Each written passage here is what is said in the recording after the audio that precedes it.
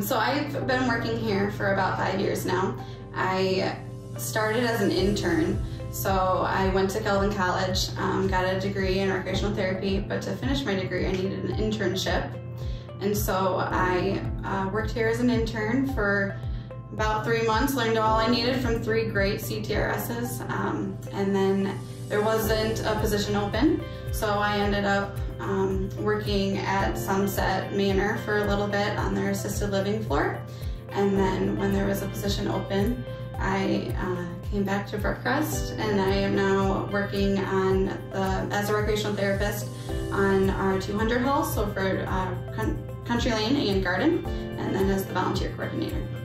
And the bus driver. Oh, yes, and I drive, so I also have my CDL and I drive the bus, which helps me with a lot of the outings. So so now as COVID has progressed and we're now able to do outings again, I'm able to take my residents out, and we're doing little trips.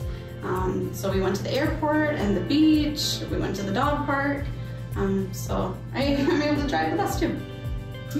So for me, I started working at Brookcrest when I was in college. I went to Grace Bible College, and so I started here working second shift as an aide. And then once I graduated college, the position for social work became available, and I took it.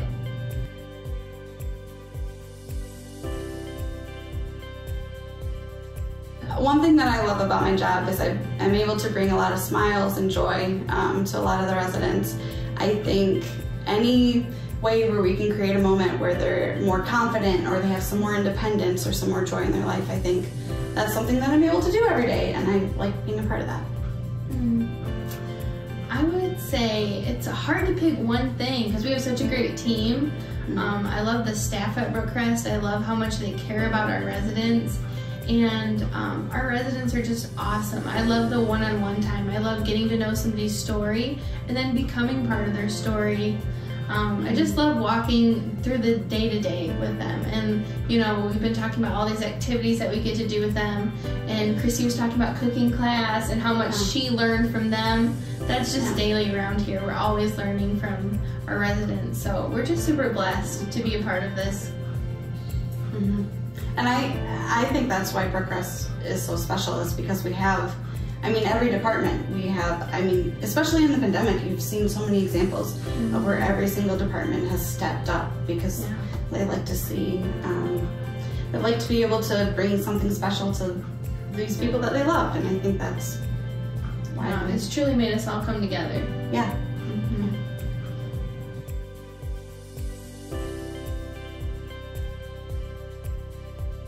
I think that during the pandemic, our roles really had to be flexible, and it was a really awesome thing to see every part of Brookcrest come together to serve our residents and to just ensure that they would have the highest quality of care. Our administrator, I mentioned that I was an aide before, so I still have scrubs and I still work on the floor from time to time. She called me one day, and I thought it was so cool that she asked to borrow scrubs, and different people throughout the building, office people and different personnel, were going out and buying scrubs because they were ready. If the possibility of them needing to be on the floor taking care of our residents came up, they were just willing to jump right in. And that's one of the things I love about just being a part of the Brookcrest family. They just care about their residents so much. Everybody was willing to just jump in right where they are. So me, I'm in social work, so you know, I'm meeting with people and I'm doing one-on-ones with them all the time. But that role can change, you know, if the needs can change, and we're just flexible.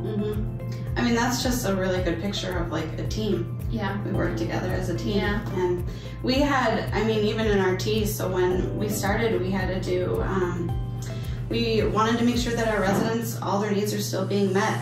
We had a lot of limitations put on us as to what our residents could do, and we had to adjust our programming to make it appropriate for them.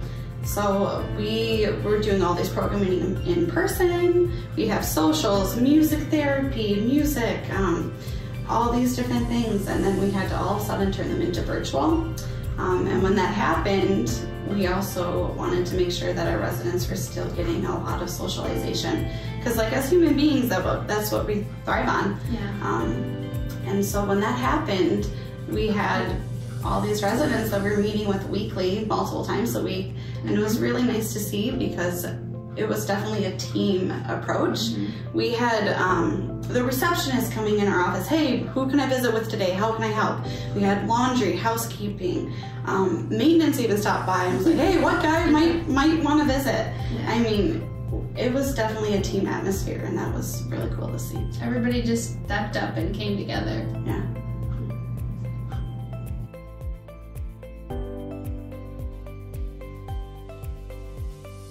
So my favorite memory with our residents is called Women's Tea, and something that we started doing with the ladies. Sorry, gentlemen, just ladies for now.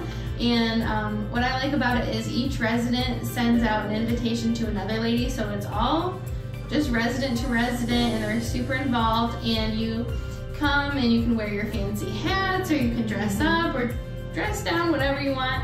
And it's just a really good time to come together and just get to know one lady to another lady. You know, maybe if their rooms aren't next to each other, they haven't met yet or got to know each other. And just a really good opportunity to relate to one another. There's always really good treats and really good snacks provided, and usually special treats and beverages that we don't always have. So it's just a really good belly aching, laughing good time, yeah. And in the fall, didn't you have cider and donuts? Cider and donuts. Yeah. Nobody can say no to a good cider and donut. Yeah. But, so my favorite moment with the resident was very similar. Of course, food's involved, but we have a cooking club here. And when I started, I took over that from another recreational therapist who moved to Sunset. And I did not know that I needed some help in the kitchen. And these ladies were very helpful. So they helped me. They were always giving me tips and tricks and helping me through, giving me little tools here and there, which is fun. And I think I had a lot.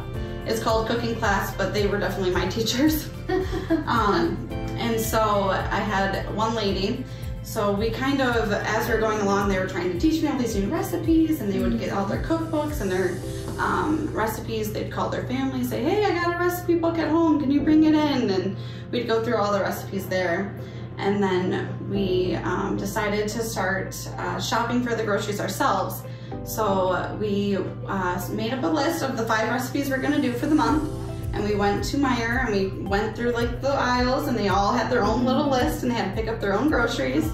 And then we came back, and one of the residents said that that trip made her feel alive again. So that really stuck out to me. And she was a very sweet lady who, that meant a lot to her. She enjoyed being able to do the normal day-to-day things that we take for granted. She really enjoyed and looked forward to. So that really stuck out to me.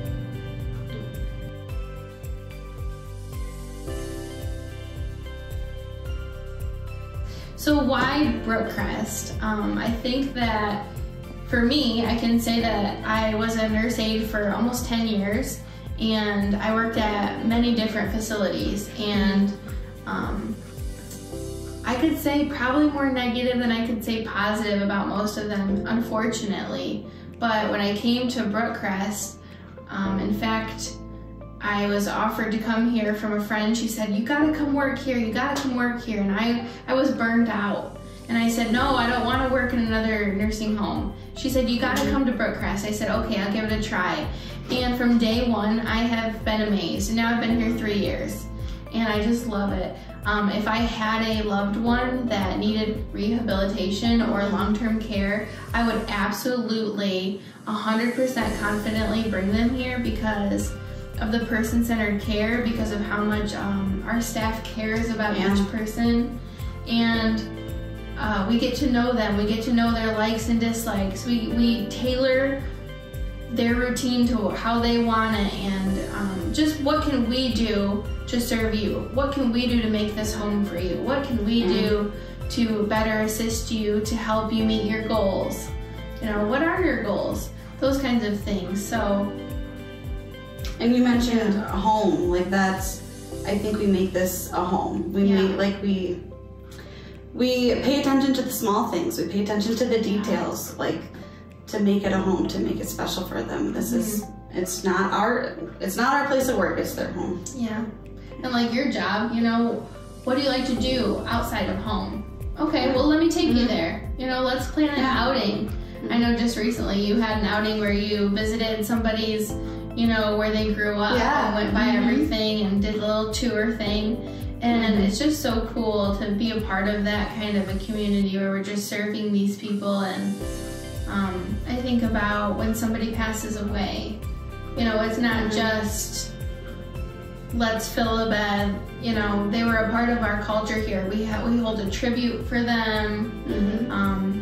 We hold grievance counseling sessions for our staff because we really become so close to these residents that we need, they become family. Yeah.